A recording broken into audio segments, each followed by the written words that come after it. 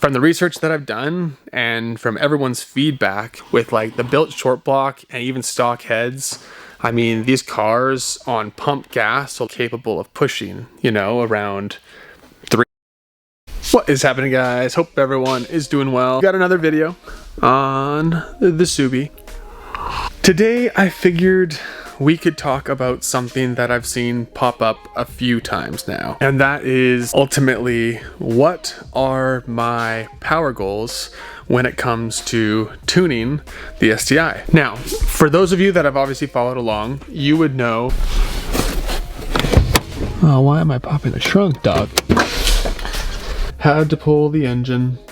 And because we were having to separate the heads and everything, that is why I ultimately decided to go ahead and upgrade the short block. So going from the OEM short block to an upgraded IAG block. And those that are interested, I did post the unboxing video, so we have already received the new short block. So if you are curious, definitely go check that out. Now, the plan all along was to use the existing heads and pair them up with the new IAG short block. But after chatting with a few people, which, by the way, super appreciative of everyone who's commented and left a message just regarding everything. You know, any insight and any knowledge you guys have, it definitely goes a long way as far as helping me make decisions regarding my own build. So anyone that has left comments and reached out, I definitely really appreciate it. It was brought to my attention, the thing that is ultimately going to, you know, restrict me in the future when it comes to making power is going to be the stock heads. And that I'm aware of. And I guess without trying to ramble too much regarding all of this, I just want to maybe provide a little bit of my justification, explain my decision-making process, and ultimately why I've come to terms with just sticking with the OEM heads instead of upgrading those as well. When it comes to things like this, you know, there's a part of you that kind of wants to tackle everything under the sun. Engine's out, you know, I want to maximize, you know, everything I can do. You know, it costs a lot of money and labor to get the engine out and put it back in. As I've mentioned in past videos, it becomes a huge balancing act because, you know, you don't want to be stuck in the position where you're having to pull your engine a few years down the road and ultimately upgrade the things that you wish you upgraded before. But at the same time, you know, you also don't want to overextend yourself. You also don't want to go way over the budget that maybe you've allowed for yourself. In trying to balance everything out, I first did my due diligence by looking into the headwork more. My shop that I'm dealing with, the fellow who I'm talking with, I really trust what he has to say when it comes to these cars, just because I know the cars that he builds and the experience that he's had. He was the one who firsthand told me this information. And I know there's some people out there that may disagree and they may have different opinions. Realizing already that I was never wanting to spend $3,000, $4,000, $5,000 more in headwork.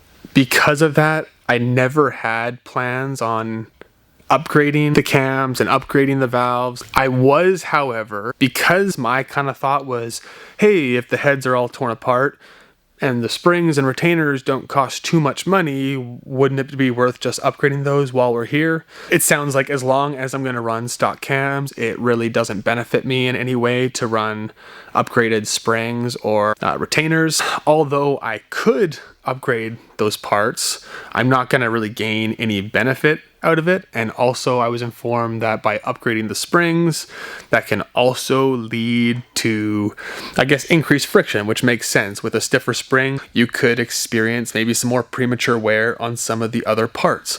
So the cams and whatnot, they could wear out a little bit quicker than they would otherwise. For those reasons, he was mentioning why sticking with the stock springs will still work great on my build. If I'm being told that I'm better off spending my money elsewhere, and then that's exactly what I'm thinking to do. Even with regards to the valves, he also just made a couple points that upgrading to another valve, you know, you could also experience a slight loss of power, I guess, down low in the bottom end, just purely off of what I've read and my mechanic suggestions, unless I'm prepared to upgrade everything on the head, so cams, valves. He was just highly encouraging me just to stick with the stock heads at this point. I even asked him briefly about head studs, just because I know a lot of people will start upgrading the 11mm head studs up to a 1/2" head stud, and I asked him about that as well. He actually advised to just stick with the 11mm head studs. He said that, not that 1/2" head studs wouldn't be stronger. He'd rather not risk any future issues. I know with Upgrading the head studs, you'd obviously have to drill everything out on the short block as well as my OEM heads. He said it's already going to be plenty strong. And honestly, when I even thought more of it, as much as I would love to just go crazy and upgrade everything and just go full long block, something that's capable of massive power, I would rather kind of tune the car up and see what I can make on stock heads, you know, kind of experience that power level versus upgrading everything right now. You know, I kind of came to terms with, even though it would cost me more money down the line to ultimately have to pull the engine again and upgrade the heads if I ever wanted to, I would actually rather do that and ultimately gain more experience with the car. I think sometimes even, like, you know, people can just get so desensitized to like horsepower numbers. I feel like social media and like the YouTube world, it's like all your favorite YouTubers, they don't have like a single car that makes less than 500 wheel horsepower. And so I think that alone just kind of desensitizes us as far as what's actually fast. Because I'm telling you, I know for a fact, at least according to me, 300 wheel or 350 wheel is still crazy fast. And so, you know, if you're pushing close to 400 wheel, that is a ton of power, especially in a car that doesn't weigh a ton. The reality is most people don't have 500 wheel horsepower cars. Some people do, but most people don't. And so if you have something that's faster than 300 wheel, I would say your car is freaking fast, man. I think people get lost in all the horsepower number talk. It's become such a big focus nowadays, I think. And yeah, I would say tune your car to what you think you need and have fun with it, man. Who cares how fast it is? Who cares if it makes 200 horsepower?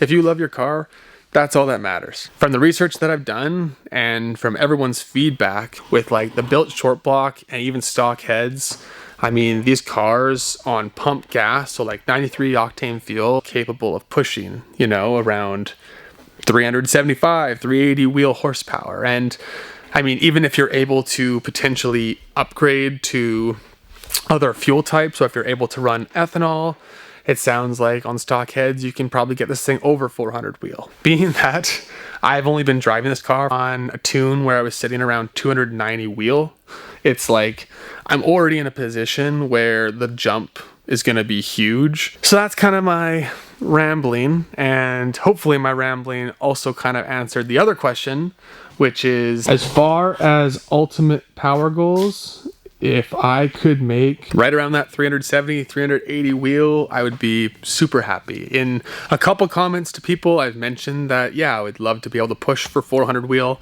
I just don't know if that's going to be attainable or not on pump gas. I heard the comments. I heard everyone asking, you know, what are my ultimate power goals? I get why people are curious. It's the fun part of building cars, for sure. But at this point in time, fully focused on just the engine builds, upgraded head gaskets, the upgraded head studs, upgrading the oil pickup and the oil pan and baffle. Clutch, I'll obviously be putting a new clutch in the car, but that's what I'm focused on at this point in time. Eventually, once the ball starts rolling and once we kind of get things going on the car, that's definitely when I can start to shift my focus, when I can start thinking more about the performance parts. And that's also even going back to my reasoning for why I'm not upgrading the heads right now. It's another $3,000, $4,000, $5,000 that I can now put towards other pieces on the car. Hopefully that kind of explains all of that. Now that you guys kind of know a little bit more about, you know, what my power goals are with this build, definitely would appreciate any feedback whatsoever regarding parts. I know I'm not focused on that in the immediate future, but I'm definitely going to be turning my attention to it. Turbos or kits that you guys would recommend. I know there's a lot of options out there. As far as fuel type, like I touched on it, I will be running like probably a 93 octane fuel. Where I live, ethanol is just not readily available. And so at this point in time, it's just not realistic, as much as I would love to be able to run it. One thing that I actually was curious about though, what do people think about methanol kits on the STIs nowadays? I know ever since ethanol has gotten so popular, it seems like everyone has switched to that just because it's tuning friendly and people can make so much horsepower off of it. But I know back in the day, it sounded like a lot of Subarus would run like aqua mist or methanol kits, which also kind of would help with all that as far as overall engine temperatures and just making more horsepower. So I was curious what people think as far as running like a methanol kit on the car. With regards to what I've already done to the car, like as I mentioned, the car was already tuned making around 290 wheel.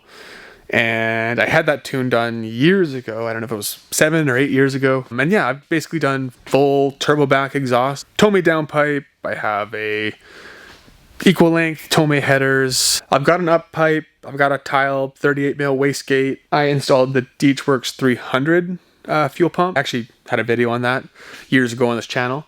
I don't know if I obviously have to upgrade the fuel pump as well eventually when we get there. I've got a Crawford air oil separator on the car, a radiator in the car, just a coil rad. What else? I don't know.